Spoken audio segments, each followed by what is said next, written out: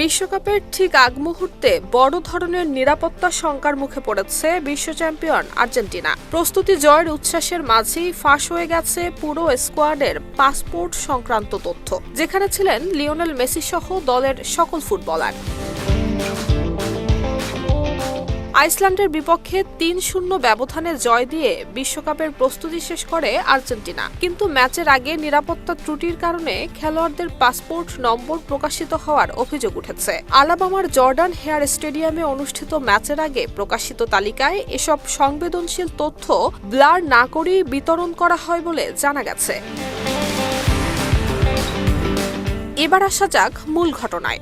সাধারণ নিয়ম অনুযায়ী খেলোয়াড় তালিকায় থাকা পাসপোর্ট নম্বর জনসম্মুখে প্রকাশের আগে গোপন রাখার কথা, কিন্তু সেই প্রোটোকল মানা হয়নি বলে অভিযোগ উঠেছে, যার ফলে পুরো স্কোয়াডের তথ্য ফাঁস হয়ে যায়। তবে এই ঘটনার দায় কার তা এখনো স্পষ্ট নয়। আয়োজক কিংবা আর্জেন্টিনা ফুটবল ফেডারেশন কেউই এখনো আনুষ্ঠানিক কোনো মন্তব্য করেনি। এদিকে মাঠের পারফরমেন্সে ছিল আর্জেন্টিনার দাপট। ৮৮,০০০-এর বেশি দর্শকের সামনে আইসল্যান্ডকে ৩-০ গোলে হারায় তারা। ম্যাচে চোট কাটিয়ে ফেরা মেসিও গোল করেন। বদলি হিসেবে নেমে মাত্র ২ মিনিটের মধ্যেই পেনাল্টি থেকে স্কোরশিটে নাম লেখান তিনি। এর আগে ভ্যালেন্তিন বার্কো এবং থিয়েগো আলমাতার গোলে জয় নিশ্চিত হয়।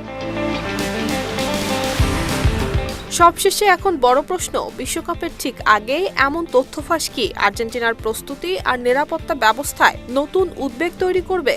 মাঠে সাফল্যের পাশাপাশি মাঠের বাইরের এই ঘটনা এখন বাড়িয়েছে অস্বস্তি, আর ফুটবল বিশ্বের নজর এখন এই ঘটনার ব্যাখ্যার দিকে।